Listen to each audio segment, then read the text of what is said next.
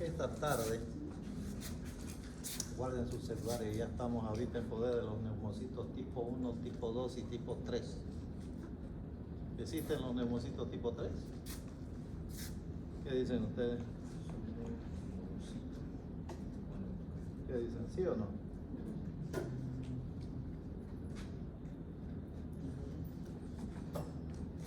Bueno, la temática de esta tarde,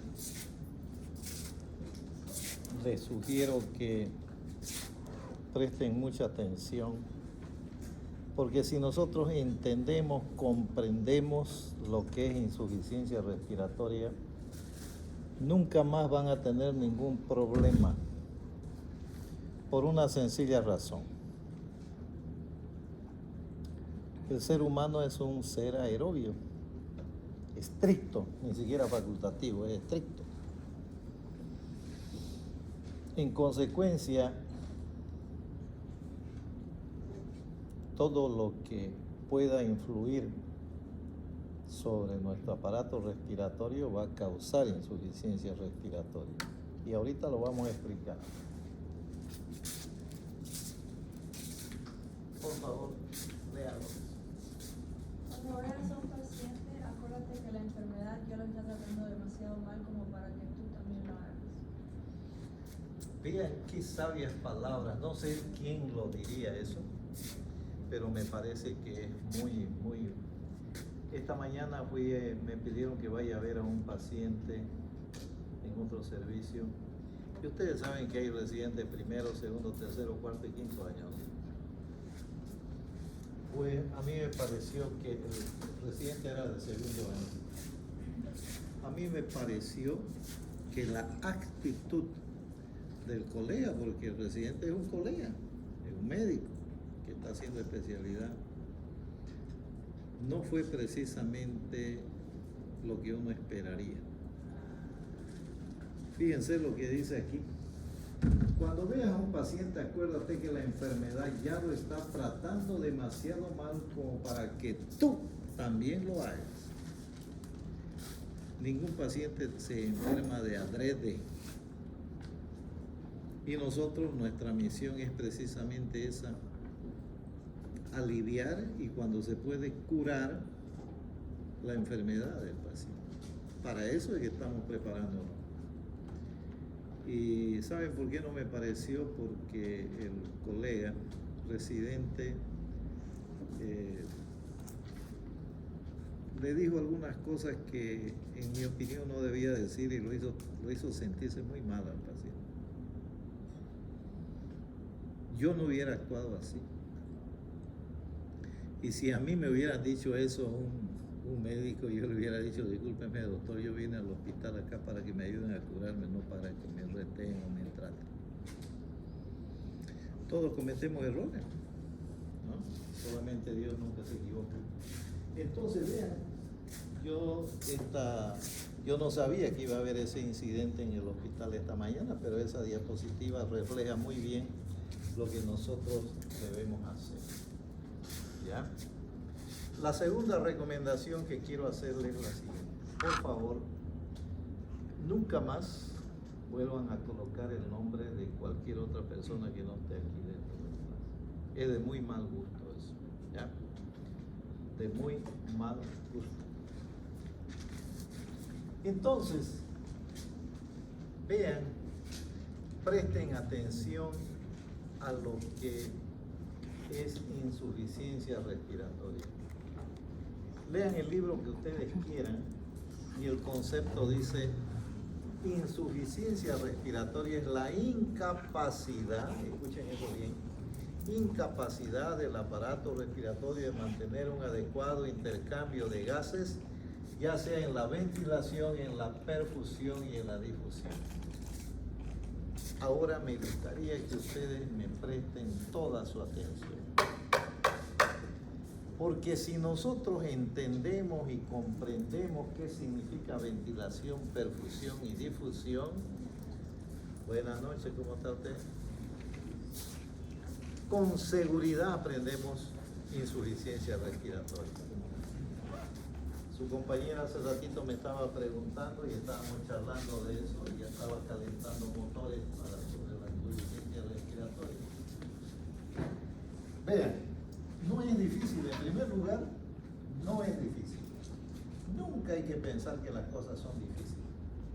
Pueden demorar unos minutos, unas horas, unos días tal vez, pero difícil no es. Si uno comienza a ponerse una limitante, va a ser entonces complejo. ¿Qué es ventilación? Préstenme atención.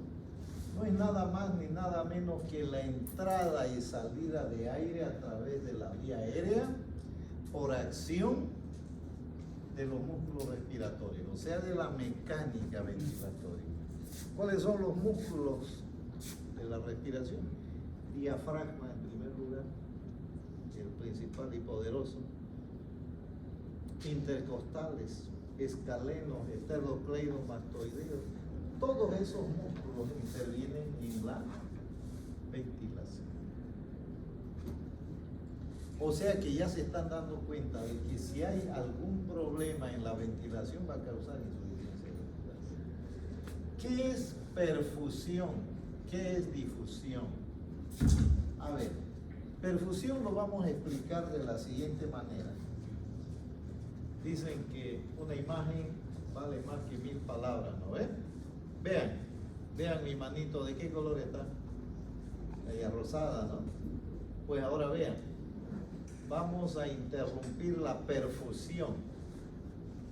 Vean, ¿qué va a pasar primero si yo interrumpo la perfusión? Primero se va a poner un poco pálida. Después, si mantengo esa restricción en la perfusión, se va a poner un poquito morada. Después se va a poner cianótica. Si pasan 10, 15 minutos, una hora, se va a poner negra, como decimos. Y si pasan 3, 6 horas, 24 horas sin perfusión, ese tejido se va a morir. Eso sucede en el cerebro, por ejemplo. 3 minutos, 4 minutos. El riñón dura un poco más, el hígado dura un poco más. Entonces ahora vean lo que pasa con mi mano cuando yo restituyo la perfusión. Observen. ¿Lo ven? Entonces, perfusión es eso. ¿Qué es difusión? Difusión está definido hace una montonera de años como el paso de una molécula de oxígeno de un lugar de mayor concentración hacia otro de menor concentración. O sea que las moléculas de oxígeno que están acumuladas, ¿dónde? En el alveolo, pasan a la barrera alveolo capilar calpeolo o alveolar capilar o capilar alveolar por difusión. Hay mayor concentración en el alveolo y menor concentración en los capilares. Entonces, por diferencia de concentración pasiva, ocurre la difusión. ¿Y qué es lo que difunde? Oxígeno. ¿Y cuál o qué es lo que hace el oxígeno? El oxígeno de por sí no actúa. ¿Qué es lo que tiene que hacer el oxígeno para actuar? Buscar a una distinguida dama de compañía que se llama hemoglobina para formar oxihemoglobina. Pero aún así no consigue hacer muchas cosas. ¿Qué es lo que tiene que buscar? Un medio de transporte, un Uber, que se llama glóbulo rojo. Claro que no dicen los libros Uber, yo solamente estoy diciendo para que nos entendamos mejor. Un medio de transporte que es el glóbulo rojo, y se va ese glóbulo rojo con su molécula de oxihemoglobina hasta dónde está el final, que son las células. Ahí la oxihemoglobina hace que pase la molécula de oxígeno a través de la pared celular, recorre el citoplasma celular en busca de otra persona muy amable que se llama mitocondria, que es donde se va a realizar en realidad la liberación de ¿qué? De energía. ¿Dio para entender? Muy bien, entonces si nosotros entendemos esto, que es ventilación, perfusión y difusión, entendimos insuficiencia respiratoria. ¿Ya? Para eso sí es importante que sepamos que hay componentes del aire. Unos que son componentes constantes y otros que son variables. ¿Cuáles son los constantes? Por si acaso el oxígeno solamente es 21%. En realidad 20.9%, pero todo el mundo dice 21%. La mayor concentración es de nitrógeno, 78%, y un 1% de otros elementos, ¿ya? Podemos mencionar el dióxido de carbono, argón, neón, radón, criptón. ¿También el criptón? ¿Ah? ¿Qué dicen ustedes? ¿También el criptón? ¿Ah? ¿Sí o no?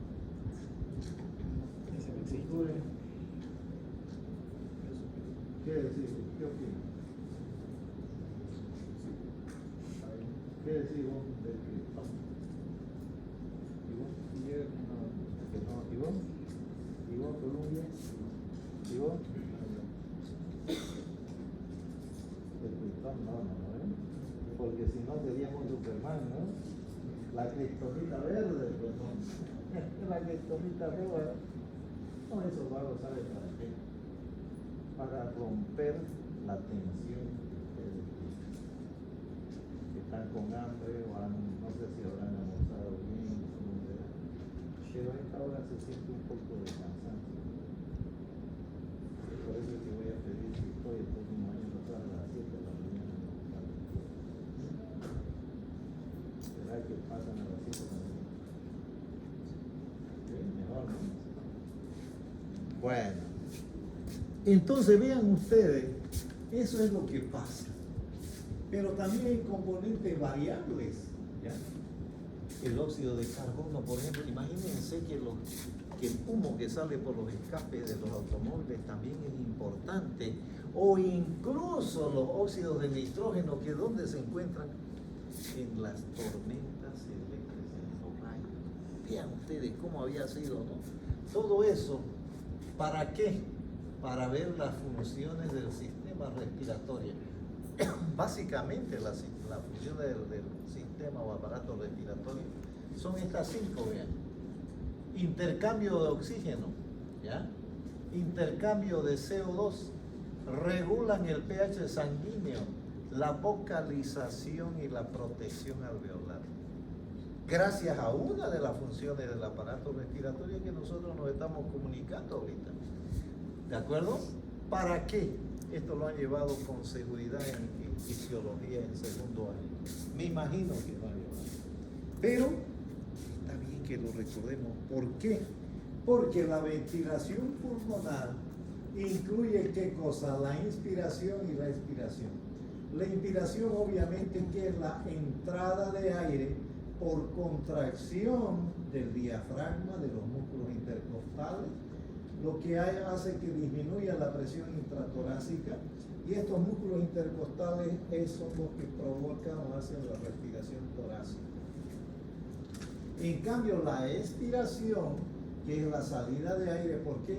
Por la relajación del diafragma, de los músculos intercostales, aumenta la presión intratorácica y es lo que se denomina respiración abdominal. ¿Capiche? Muy bien. De aquí para adelante, presten atención. La principal causa de insuficiencia respiratoria son los disturbios de ventilación perfusión. Obviamente difusionales también, pero sobre todo ventilatorios y perfusionales. ¿Ya? Muy bien. Entonces, observen esto. Yo aquí tengo una vía aérea bien y una perfusión, una ventilación normal y una perfusión normal. Pero se pueden dar situaciones como esta, por ejemplo, en la cual hay una buena ventilación, pero hay una mala perfusión. Y eso causa insuficiencia respiratoria, y eso lo tenemos nosotros en lo que se llama efecto espacio muerto. ¿Qué patologías, por ejemplo, nos pueden dar eso? El tromboembolismo pulmonar, una neumonía también. Vean ustedes, ¿no? O puede suceder de que también yo tengo una mala ventilación y una buena perfusión.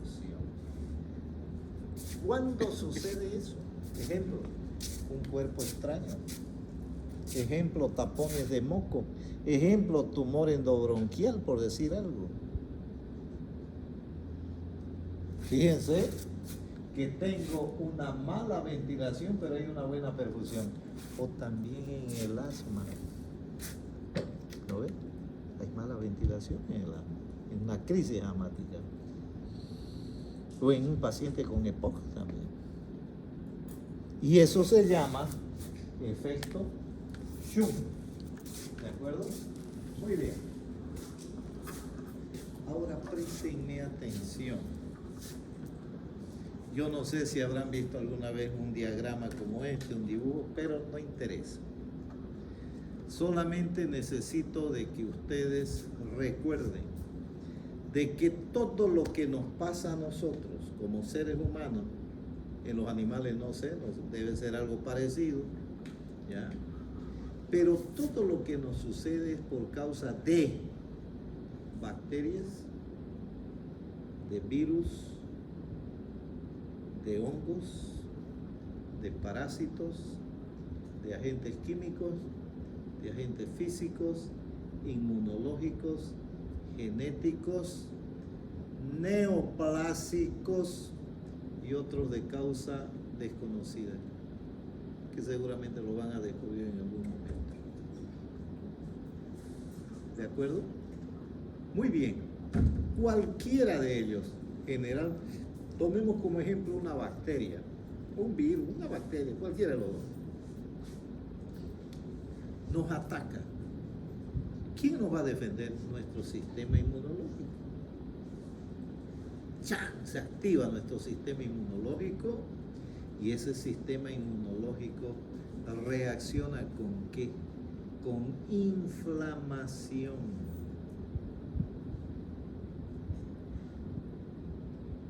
Y esa inflamación hace que se liberen mediadores inflamatorios. Median en la inflamación. Y que son muchos, que ustedes ya los conocen, lo vamos a recordar. Histamina, serotonina, bradicinina, tromboxano, factor de necrosis tumoral, factor agregador de plaquetas, leucotrienos, citoquinas, interleuquinas. Son mediadores inflamatorios.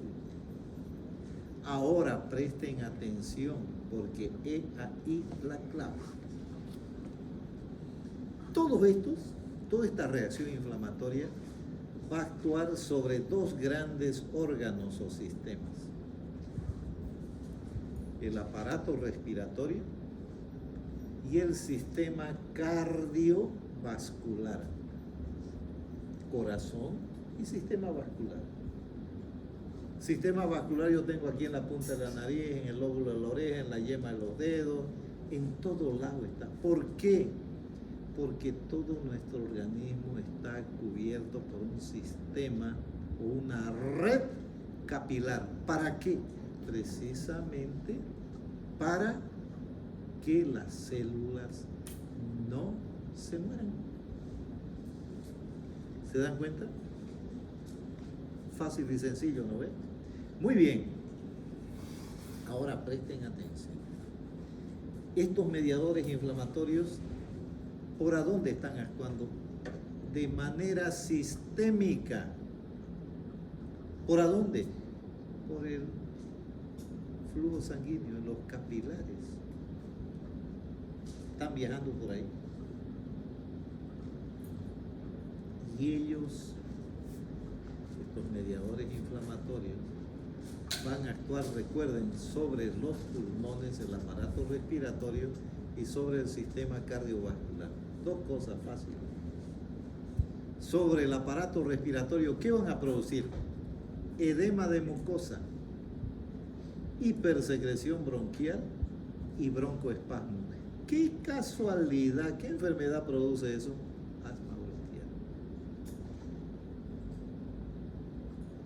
Y sobre el sistema cardiovascular van a producir dos efectos básicos. Uno, vasodilatación. O sea que la vasodilatación es la responsable ¿de qué? De la caída de la presión arterial. ¿En qué situaciones? Sobre todo en el shock. Diferentes tipos de shock. Shock hipovolémico. Ah, caramba, deshidratado, hemorragia aguda, interna o externa. Shock hipovolémico. Shock cardiogénico. Ah, caramba, insuficiencia cardíaca, infarto agudo de miocardio. Ah, caramba, shock distributivo. Shock escéptico, inflexiones, ¿no es cierto? Shock anafiláctico, una reacción alérgica masiva.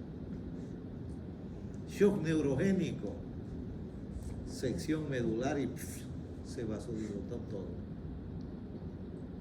O choque obstructivo, en caso de tromboembolismo pulmonar, en caso de neumotórax hipertensivo o en caso de taponamiento cardíaco. También hay otra clasificación que dice que hay el shock de tipo endocrino, ejemplo en la insuficiencia suprarrenal, o el shock tóxico en las intoxicaciones, ejemplo, intoxicación por órgano fosforado, que se ve mucho acá en el oriente. Entonces se dieron cuenta de que esos dos efectos producidos por los mediadores inflamatorios atacan nuestro aparato respiratorio del sistema cardiovascular. ¿Se dieron cuenta? ¿Me escuchan? ¿Ah? Respóndanme pues, si no yo no sé si me han entendido, de repente estoy hablando en mandarín también. ¿Dio para entender? ¿Dio para entender? Sí. ¿Seguro? Sí. ¿Podemos dar examen sorpresa? Bueno, la idea es de que, ¿saben qué? Si algo no entienden, no tengo ningún problema. Esto lo he debido decir unas 100,000 veces ya, ¿no? Desde que estaba en tercer año de medicina. Segundo año de medicina, yo hago fisiología. Tercer año de fisiopatología, ¿no? Entonces, y vean ustedes, no ha variado. ¿Por qué es eso precisamente? Entonces, vean ustedes, sigamos. Presten atención, queridos. ¿Qué dijimos? Mediadores inflamatorios. Estos mediadores inflamatorios están circulando ¿por a dónde? Por el sistema vascular. Entonces, aquí yo qué tengo, vean, un alveolo con su pared alveolar, un lumen alveolar, uno aquí, otro acá, y esto es el espacio intersticial. ¿Qué hay en el espacio intersticial? Capilares, por donde circula la sangre, y linfáticos, que son los que drenan el exceso de líquido del espacio intersticial. En los capilares hay sangre, y esa sangre básicamente está compuesta ¿por qué? Por agua, por elementos figurados, glóbulos rojos, glóbulos blancos y plaquetas, y proteínas. Ahora, ¿qué hemos dicho? Hemos dicho que estos mediadores inflamatorios en el sistema cardiovascular producen ¿qué? Vasodilatación y aumento de la permeabilidad capilar, ¿no ve? Muy bien, como hay aumento de la permeabilidad capilar, entonces hay fuga de agua del espacio intravascular hacia el espacio intersticial. Hagamos eso. Vean, salió agua hacia el espacio intersticial. Y en ese momento está aumentando la presión dentro del espacio intersticial. En ese momento, si ustedes agarran y su estetoscopio y le auscultan tórax anterior, posterior o lateral, ¿qué van a encontrar? Estertores crepitantes húmedos. En el caso de las neumonías localizadas y en el caso del edema agudo de pulmón bilateral. Muy bien, pero aparte del agua, como hay aumento de permeabilidad capilar, ¿qué más fuga? Los elementos figurados. Los elementos figurados. ¿Qué son los elementos figurados? Ya sabemos, los rojos, blancos y plaquetas. Y entonces, ya salió el agua y los elementos figurados. ¿Qué quedan ahí? Proteínas. Y las proteínas también quieren salir hacia el espacio intersticial. Y salen. Entonces aumentó la presión dentro del espacio intersticial. Y hay un principio físico que fue enunciado hace una montonera de años, que dice que los elementos de un lugar donde hay mayor presión tienden a ir a otro de menor presión. Si esta aula tiene capacidad para 100 estudiantes y yo le meto 200, van a entrar pero apretaditos. Y aumentó la presión. Le meto 100 más y van a entrar pero van a estar sumamente apretaditos. Y yo después le abro la puerta, todo el mundo va a querer salir de ahí, de este lugar de mayor presión a otro de menor presión. Lo mismo pasa acá en el espacio intersticial. Aumentó la presión de tal manera que el agua, los elementos figurados y proteínas tratan de ir a otro lugar de menor presión. Y ese lugar de menor presión es el alveolo, el lumen alveolar. Entonces el agua dice, caramba, yo me voy de aquí, y se pasa a través de la pared celular hacia el lumen alveolar. ¿Aumentando qué? El disturbio de perfusión y de ventilación. Ah, dicen los elementos figurados, ¿por qué? Pues yo me voy a quedar acá, si acá estoy apretado, yo también me voy. Y se pasan hacia el lumen alveolar. Ah, y las proteínas, ¿y ustedes por qué me dejan? Dicen las proteínas. Estoy hablando metafóricamente, no está escrito así en el libro, lo estoy haciendo un relato para que sea más digerible, ¿ya? Entonces, caramba, dicen las proteínas, yo también pues me voy. ¿Por qué me dejan solo? Y las proteínas intentan pasar la pared alveolar y ahí se produce un desastre. Las proteínas destruyen el surfactante alveolar, llamado también sustancia tensioactiva, que es la que mantiene la arquitectura alveolar. Y el alveolo que estaba insuflado por efecto de la destrucción de las proteínas del surfactante alveolar, se colapsa. Y como no es un solo alveolo, sino son millones de alveolos que se colapsan, se produce insuficiencia respiratoria. Y colorín colorado, el cuento se ha acabado y el pobre paciente está muriendo por insuficiencia respiratoria. ¿Dio para entender? Sí. ¿Dio para entender? Sí. ¿Seguro? Sí. Siguen todavía con el carnavalito. ¿Ah? Bueno, entonces, eso es eso. ¿Ya? ¿Dio para entender el doctora? ¿Seguro? ¿Puedo tomar un examen sorpresa? ¿Sí? Divertida la insuficiencia respiratoria. Por lo menos así relatada. Está más entendido. Muy bien. ¿De acuerdo? ¿Seguro? Muy bien, así me gusta. ¿Cómo se llama? Yandira. Qué bueno, Yandira. Entonces, de aquí para adelante, insuficiencia respiratoria. Y ahora van a ver, viene la otra parte interesante. Todo eso. Saben que a mí me encantó siempre la insuficiencia respiratoria. Creo que yo estaba destinado a ser neumólogo. Yo quería ser cirujano, yo tenía muy buena manualidad quirúrgica, pero mi señora creo que siempre tuvo la razón. Bueno, entonces, ahora vean esto. Las causas de las fallas respiratorias. Vamos a ver 7 etapas, 7 estaciones, ¿ya? En cualquiera de estas estaciones que se afecten, se va a producir insuficiencia respiratoria. Comencemos de allá arriba hacia abajo. Cerebro, después médula espinal, después sistema neuromuscular, después tórax y pleura, después vías aéreas, después cardiovascular, después vías aéreas bajas alveolares. En cualquierita de esas estaciones que se afecten, se va a producir insuficiencia respiratoria. Expliquémoslo entonces. Sistema nervioso central, diferentes patologías. Ustedes vean, una de las que más destaca siempre accidente cerebrovascular, hemorrágico e isquémico. O también la depresión anestésica, es frecuente la depresión anestésica, ¿no? O médula espinal. ¿Qué podemos mencionar ahí? Diferentes enfermedades. Síndrome de Guillain-Barré o un trauma vértebromedular. Créanme, y por favor, recomendación a ustedes, para todos en realidad. A veces nos gusta ir de paseo, ¿ya? Que han recibido muchísimos pacientes, muchísimos.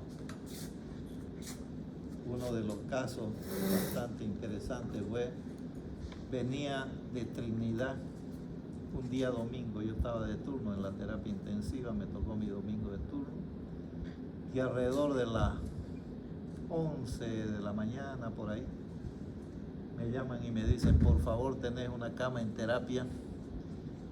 Yo le digo, ¿qué ha pasado? Es un estudiante que ha tenido un accidente y está con parálisis.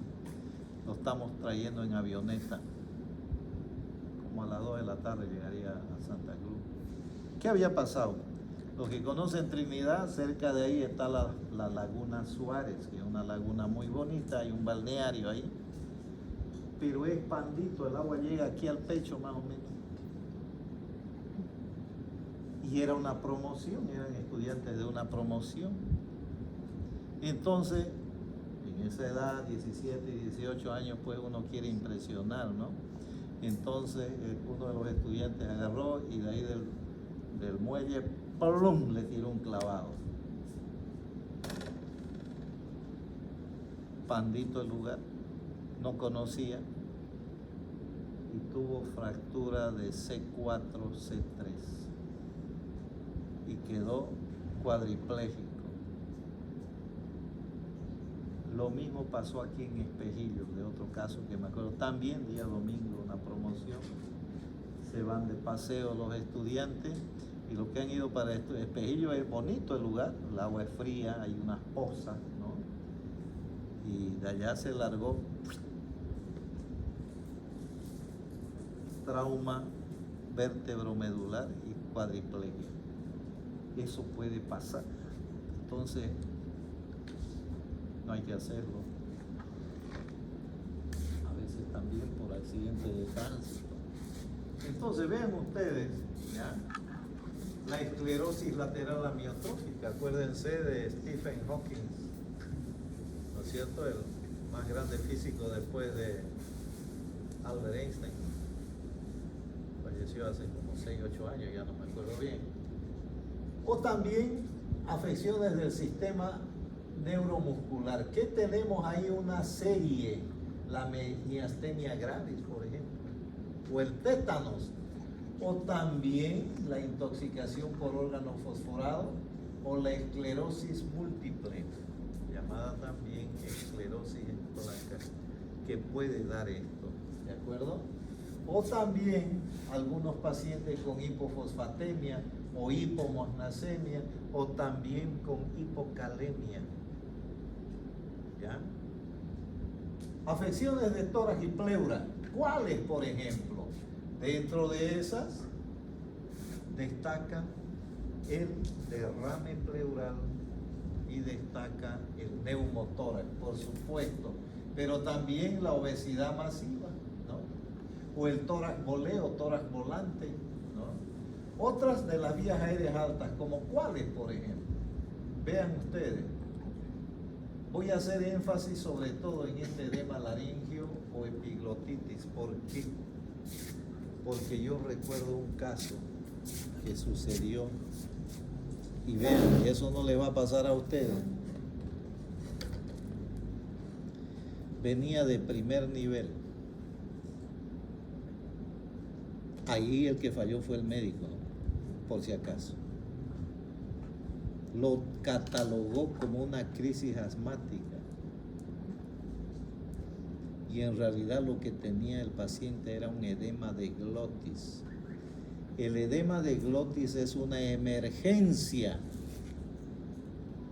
Y en este momento ustedes, si ya sabían, bueno, bien, lo vamos a recordar, cómo se debe tratar un edema de glotis. En el orden que yo les voy a indicar. En primer lugar, adrenalina. De preferencia intramuscular.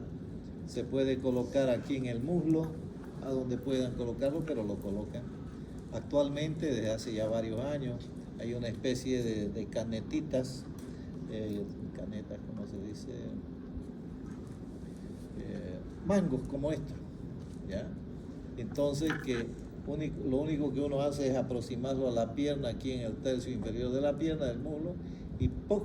Disparar y se entra la adrenalina. Inmediatamente, secuencialmente, hay que darle antihistamínico. E inmediatamente hay que darle corticoide. ¿Por qué la adrenalina? Porque eso le va a salvar la vida en cuestión de 15, 30, 60 segundos. ¿Y por qué el antihistamínico en segundo lugar? Porque ese va a actuar a partir de la media hora, de la hora más o menos. Y los corticoides van a actuar después de una hora. Si ustedes lo hacen a lo volcado, el paciente se le va a morir. Entonces, de aquí para adelante, esa es la explicación. Si alguien le dice, no, que no, no le hagan caso. Adrenalina, antihistamínico, corticoide. Simultáneamente. En ese orden tienen que escribirlo. Si ustedes le ponen primero corticoide y después adrenalina, los van a enjuiciar. Porque si se muere el paciente va a decir, el doctor no siguió el protocolo. ¿De acuerdo? Muy bien. Entonces, también del sistema cardiovascular, edema agudo de pulmón, ya hemos mencionado. Caramba, está en edema agudo de pulmón. ¿Qué le haría a usted a su paciente con edema agudo de pulmón? ¿Cómo se llama? Diana Delgado, ¿no? ¿Qué le haría a usted? No, pues no hay ningún problema. Es una emergencia. ¿Qué le haría vos? ¿Vos? ¿Usted? Muy bien, ahora lo van a aprender. Edema agudo de pulmón es una emergencia. Está congestionado ese pulmón, está lleno de líquidos. Sí o sí hay que darle digitálicos y diuréticos. Y si la presión está muy elevada, hay que darle nitroglicerina. Obviamente eso se hace en emergencias, cuidado. Que se pasan con media gota de nitroglicerina y se pone hipotético. Entonces, ¿de acuerdo? Muy bien. ¿Qué más? Tromboembolismo pulmonar, eso vamos a llevar más adelante, embolismo graso, pacientes urémicos también con insuficiencia renal. Y de vías aéreas bajas y alveolos, ¿qué tenemos ahí? Diferentes enfermedades, dentro de las que destacan la sepsis. La sepsis. O sea que, fíjense ustedes lo que podemos hacer si nosotros aprendemos insuficiencia respiratoria. Asma, EPOC, síndrome de distrés respiratorio agudo o enfermedad pulmonar intersticial difusa, neumonía, atelectasia, contusión pulmonar. ¿Ya? Muy bien. A ver, léalo. ¿Yo? Sí. El conocimiento es como el horizonte, no tiene límites. El conocimiento es como el horizonte, no tiene límites. Lo que sabemos es así de poquingo y lo que ignoramos es así como ese horizonte.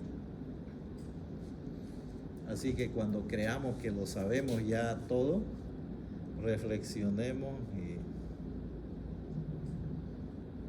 sigamos estudiando.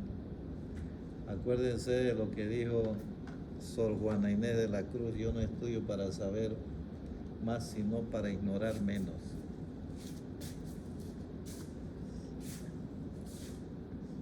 ¿Cómo se clasifica? Pregunta de examen.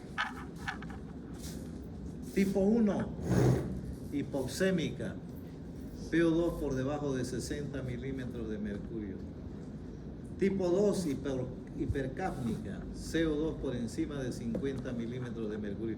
Pero también tenemos otras más, la perioperatoria y la hipoperfusional. La perioperatoria es bastante frecuente, o la por hipoperfusión. ¿Dónde se ve estos pacientes con hipoperfusión? Los pacientes choqueados, o en los pacientes que van a ascender o suben a esos picos elevados, ¿no? Los alpinistas. Puede suceder ahí. Entonces, ¿cuáles son los pilares de nuestro diagnóstico? Hagan la especialidad que ustedes gusten, siempre van a ver tres cosas: el diagnóstico clínico, el diagnóstico laboratorial y el imagenológico. ¿Por dónde está la hoja? ¿Ya está llena? Bueno, acaban de llegar. A ver quiénes no están en la lista, pónganle ahí paralelo 1. ¿Ya? ¿Puedo preguntarles algo? ¿Por qué llegan tarde? ¿Salen de otra clase o llegan a la clase? En lo posible traten de llegar a la hora. Yo trato de hacer un esfuerzo para estar a la hora. Uno a veces se pierde una explicación que puede hacerlo ver mejor las cosas, ¿ya? Entonces, vamos a comenzar ¿con qué? Con el diagnóstico clínico.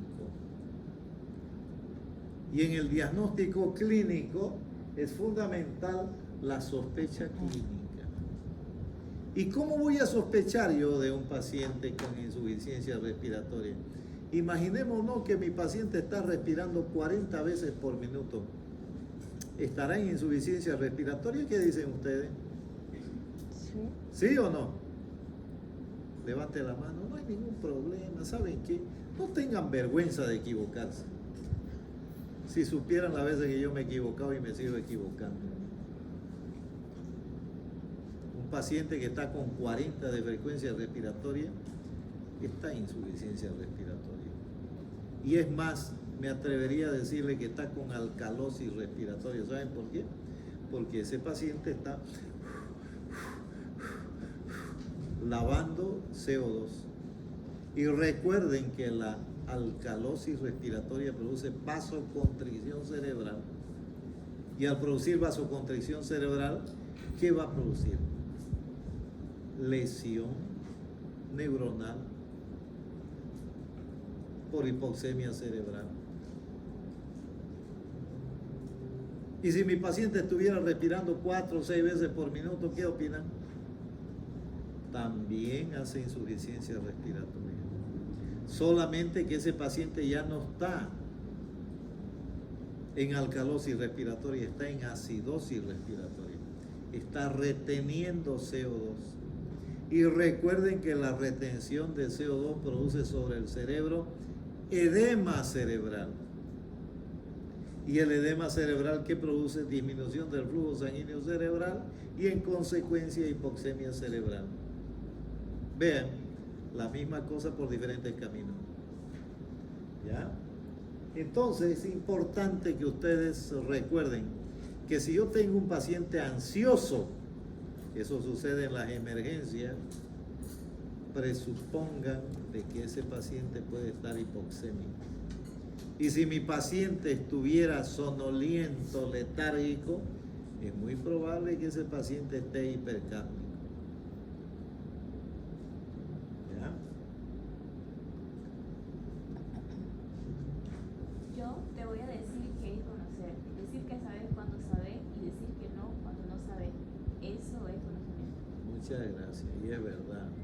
Pucha, que hace muchos años, hace muchísimos años, claro, en esa época no habían diapositivas como ahora, pues uno las hace en su celular, las hace en todo. En esa época era un poco más complicado. Primero uno tenía que hacerlas a máquina y después fotografiar. Ahora cualquier ratito se hace en la diapositiva, ¿no? Pero vean ustedes. Entonces, el reconocimiento precoz de la insuficiencia respiratoria es fundamental para el pronóstico. O sea que la clínica, el laboratorio y la imagen tenemos que tomarla en cuenta hoy, mañana y siempre. Y la segunda cosa que tenemos que hacer es ¿qué cosa? Laboratorio. Y para eso ustedes me tienen que aprender de memoria, como se dice, la gasometría arterial. pH 735 a 745, CO2 de 35 a 45, PO2 mayor a 90 milímetros de mercurio, bicarbonato entre 21 a 25, exceso de base más 2 menos 2, saturación de oxígeno mayor a 90%. ¿Y por qué? Por esto, para que nosotros sepamos lo que es el índice de Kirby. ¿Por qué? Porque a través de eso hacemos el diagnóstico rápido de la máxima expresión de la insuficiencia respiratoria, como es el síndrome de distrés respiratorio agudo. La máxima expresión de la insuficiencia respiratoria es lo que se llama distrés respiratorio, síndrome de distrés respiratorio agudo. Y eso es fácil de hacerlo, ustedes lo van a aprender. Presión arterial de oxígeno que nos da la gasometría sobre la fracción inspirada de oxígeno. ¿Cuánto es la fracción inspirada normal? ¿Ah? ¿Cuánto? Fuerte, pues. 21, correcto. Entonces, yo hago la ecuación y si me da más de 300 es normal. Si me da menos de 300, distrés leve. Si me da menos de 200, distrés moderado. Menos de 100, distrés severo. ¿De acuerdo? ¿Hasta qué hora es nuestra clase? 4:30, ¿no? Ya. Muy bien. Espirometría, esta es la segunda vez que lo vemos esto. Ya yo sé que han estado estudiando y me alegra mucho. Parece difícil, mas no es difícil este resumen de los padrones espirométricos. Para eso solamente tienen que saber que hay obstrucción, restricción y procesos mixtos, y que tienen que saber que el volumen expiratorio forzado del primer segundo mide el flujo a través de la vía aérea. La capacidad vital forzada mide la capacidad de distensibilidad del parénquima pulmonar. Y la relación entre los dos, que se llama también índice de Tifenot, es la mejor forma de saber si mi paciente tiene obstrucción o restricción. Me hacen una espirometría y mi índice de Tifenot está disminuido, yo juro de que ese paciente tiene obstrucción. Ahora falta saber si es asma o es EPOC. ¿Cómo lo sé? Con una prueba de broncodilatación. ¿Con qué? Generalmente se usa salbutamol, pero se puede usar fenoterol, terbutalina, adrenalina, cualquiera de esos beta-2 agonistas de corta acción. Le hago una nueva espirometría, comparo con la primera y veo yo de que mi paciente mejoró 200 o más del 12%, ese paciente, aunque no quiera, es asmático. Prueba de broncodilatación positiva.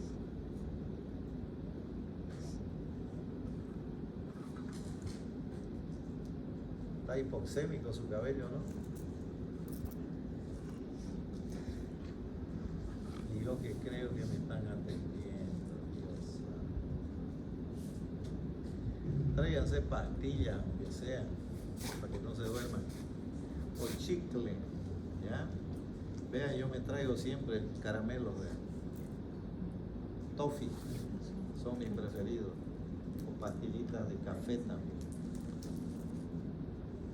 Le puede tocar un paciente en la emergencia o en el año de provincia.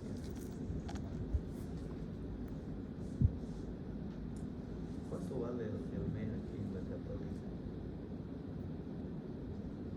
¿Quién sabe cuánto vale más o menos? 400. ¿3.400? El semestre. No, el mes. 3.400 el mes. Y pensar que yo estudié gratis en su... Bueno, no tan gratis, ¿no? Porque pagaba de acá de Santa Cruz, allá íbamos, pagábamos alojamiento, pagábamos desayuno, almuerzo, cena. 3.400.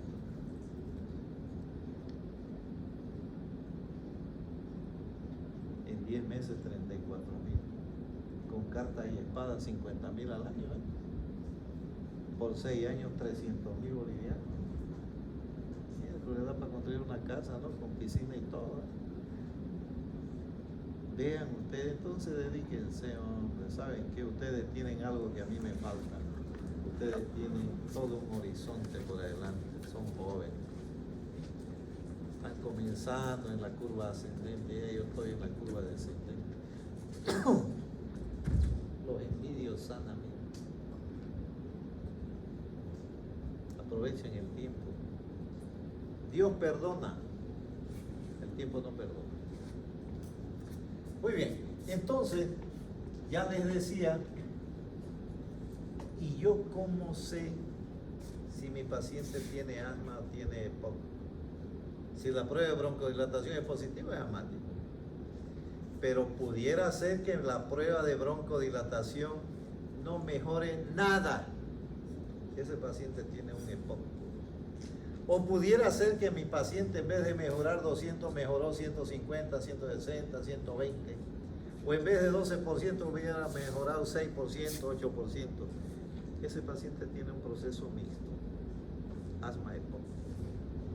¿Ya? O pudiera ser de que el índice de difenol esté normal o incluso aumentado. Ese paciente tiene un proceso restrictivo. Es una enfermedad pulmonar intersticial difusa. La mayoría de ustedes lo conocen como fibrosis pulmonar. ¿De acuerdo? Muy bien, sigamos. Sigamos, queridos. Diagnóstico imagenológico. Vean, ¿acaso no hemos dicho de que dentro de las causas cardiovasculares está la insuficiencia cardíaca? Vean, este paciente tiene un corazón grande, cardiomegálico, ¿no? O pudiera ser que mi paciente tiene esto, un derrame pericárdico. ¿Cómo yo a través de la radiografía puedo hacer la hipótesis diagnóstica de derrame pericárdico? Van a aprender, si es que ya no lo sabían, lo van a recordar de una manera fácil. Sé fácil. Vean, agarro la radiografía y le doy la vuelta. Tiene la forma de una copa de champán, ¿no ves? Fíjense, le di la vuelta, ¡pum! Imagen en copa de champán. Ese paciente tiene un derrame pericárdico. ¿Con qué lo confirmo? Con un ecodoppler. ¿Y por qué es importante el derrame pericárdico? Porque produce shock obstructivo. ¿Ya? O un paciente con neumonía, con derrame pleural secundario, vean. Borramiento de seno costofrénico, curva parabólica de Damoiseau y desplazamiento del mediastino de la silueta cardíaca hacia el lado opuesto de la lesión. Una neumonía también. Vean, un distrés respiratorio de 4 cuadrantes. Murray hace muchísimos años dijo, vamos a trazar una línea por los ilios pulmonares y voy a tener un cuadrante superior derecho izquierdo, uno superior derecho izquierdo y otro inferior. Recuerden que los campos pleuropulmonares son de qué color? Negro. ¿De qué color están aquí? Blanquecino.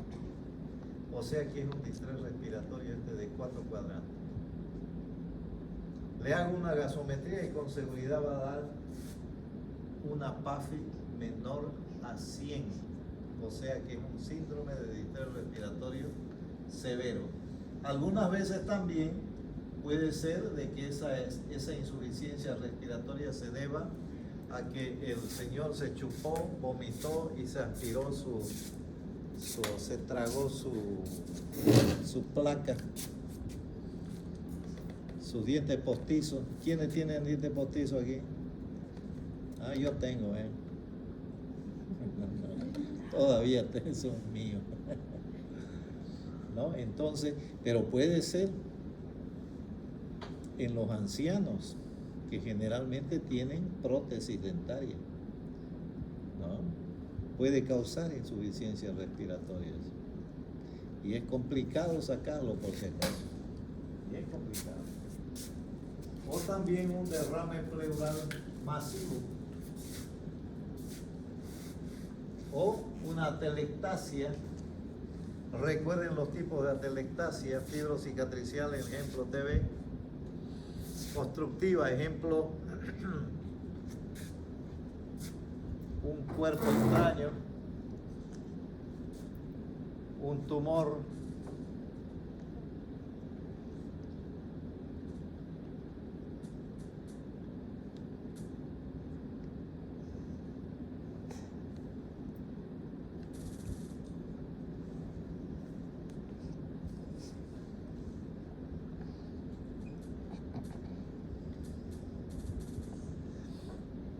¿saben qué vamos a hacer para la próxima clase?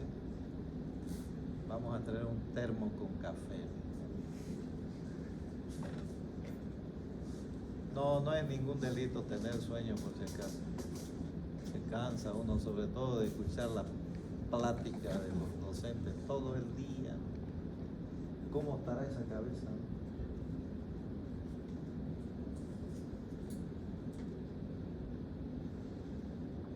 Cuando les dé sueño pueden ir ahí al baño, se lavan la carita y de ahí regresan, no hay ningún problema. O si no, tráiganse pastillas. Tomás, te regalo un toque. De veras, no me lo rechacé, porque si no me lo como yo. Es lindo, es rico.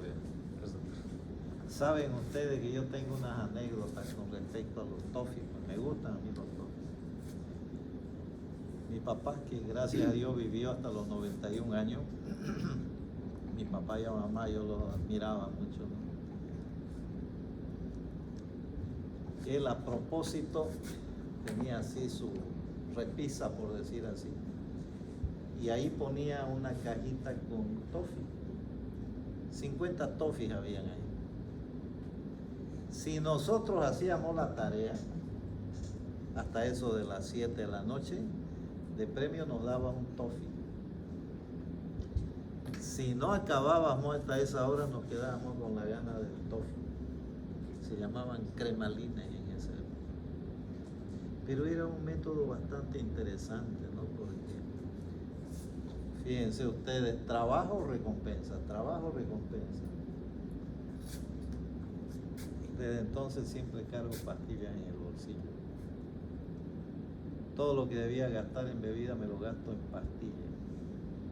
Todo lo que debía gastar en cigarros también. Pasa, ¿no? En un ratito pasa, ¿no ves? ¿Vieron? Era falta de azúcar eso en tus células. No, está bien. Entonces, atelectasia, fibrocicatriciales, para recordar, en la tuberculosis, obstructiva, por tapones de moco, por tumores endobronquiales o por cuerpos extraños también. Atelectasia compresiva también por tumores, también por bullas de enfisema. Atelectasia pasiva, por derrame o por neumotórax, y atelectasia tensioactiva, síndrome de distrés respiratorio agudo.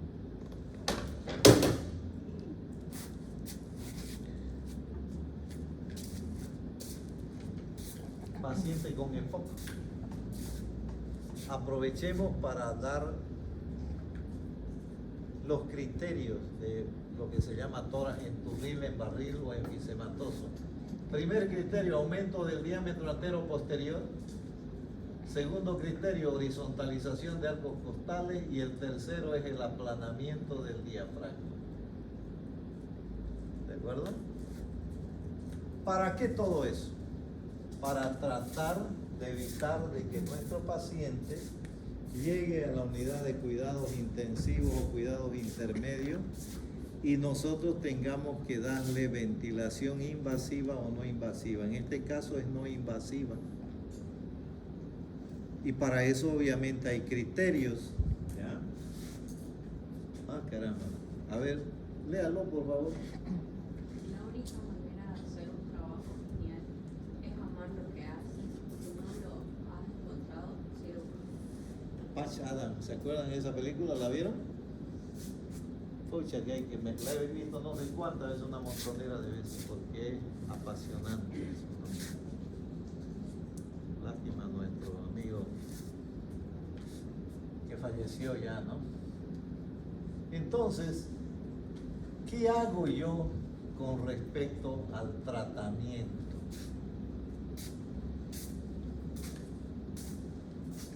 ¿Qué dijimos nosotros en el concepto? Que insuficiencia respiratoria es la incapacidad del aparato respiratorio de mantener un adecuado intercambio de gases en la ventilación, en la perfusión y en la difusión. ¿No? Entonces el tratamiento estará dirigido ¿a qué? A mejorar la ventilación, la perfusión, la difusión. ¿Cómo mejoro la ventilación? Si es un cuerpo extraño, hay que retirar el cuerpo extraño. Si es una rolla de moco, tengo que retirar la rolla de moco. Si es una crisis asmática, le tendré que dar broncodilatadores, corticoides y antileucotrienes. Disturbio ventilatorio, ¿no es cierto? ¿Ya ves? Entonces, si mi paciente tiene una alteración de la perfusión, ejemplo, tromboembolismo pulmonar, que vamos a llevar más adelante, tendré que darle fibrinolíticos, ¿no? Y si es un trastorno de difusión, ejemplo, los pacientes con enfermedad pulmonar intersticial difusa, lo que dicen fibrosis pulmonar, grave, gravísimo, actualmente se utilizan anticuerpos monoclonales, ¿ya? Entonces, ¿cómo hago yo eso? A través de cánulas nasales, de mascarilla, etcétera, etcétera. Pero me gustaría que tomen en cuenta esta pequeña tablita, ¿ya? Porque la mayoría de las veces al paciente le damos nosotros oxígeno por catéter nasal. Y para eso tienen que acordarse de que si le doy 1 litro de oxígeno, eso de 21 va a pular para 24, con 2 litros para 28, con 3 a 32, con 4 a 36 y con 5 litros a 40. Lo aconsejable es solamente dar hasta 5 litros. Algunos dan 6, 7, 8 litros. No es bueno, ¿saben por qué? Porque rápidamente reseca la mucosa nasal y produce epistaxis. Pero se pueden utilizar otras cosas. La máscara Venturi, por ejemplo, ¿no? La máscara Venturi puede llegar hasta más de 60%. O en su defecto, hacer ventilación no invasiva con un ventilador mecánico, que era lo que se hacía, lo que hacíamos cuando la pandemia hace 6 años, ¿no? ¿De acuerdo?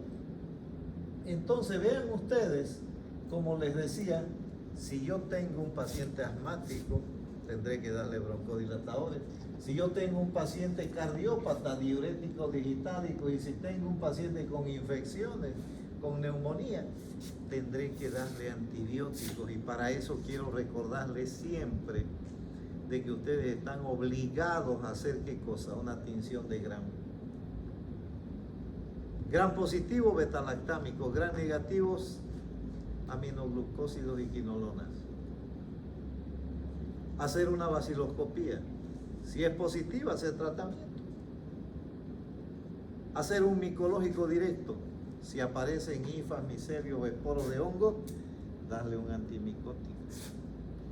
Hacer una pesquisa de células neoplásicas. Si diera positivo, hay que derivarlo al oncólogo.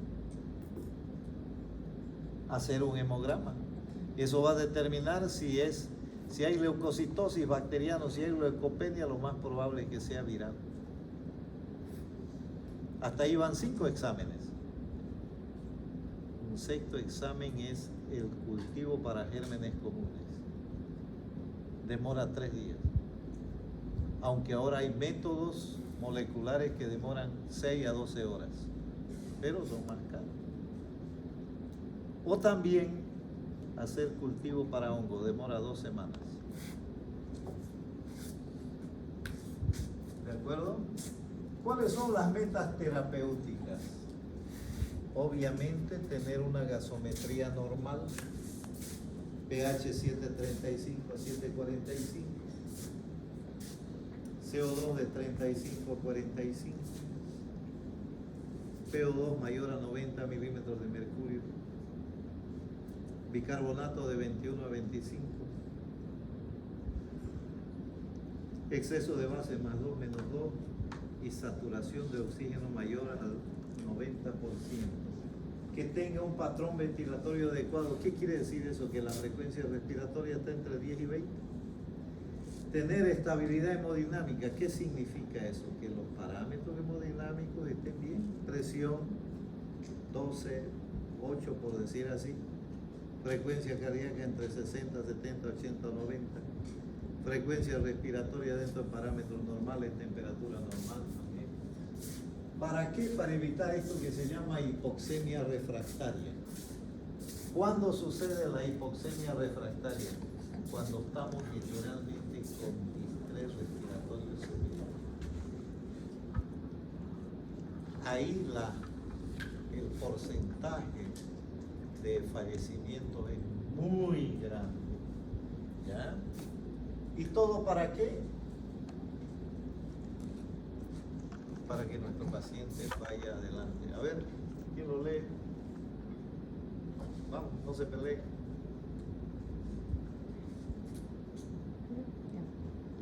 Hay 2 maneras de difundir la luz: ser la lámpara que la emite o el espejo que la refleja. La primera vez que lo escuché esto fue allá por el año 1968.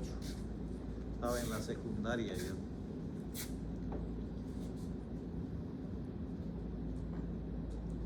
Era un profesor chino, un filósofo chino. Entonces, y colorín colorado, el cuento se ha acabado porque ya yo me he cansado. ¿Dónde está mi hoja?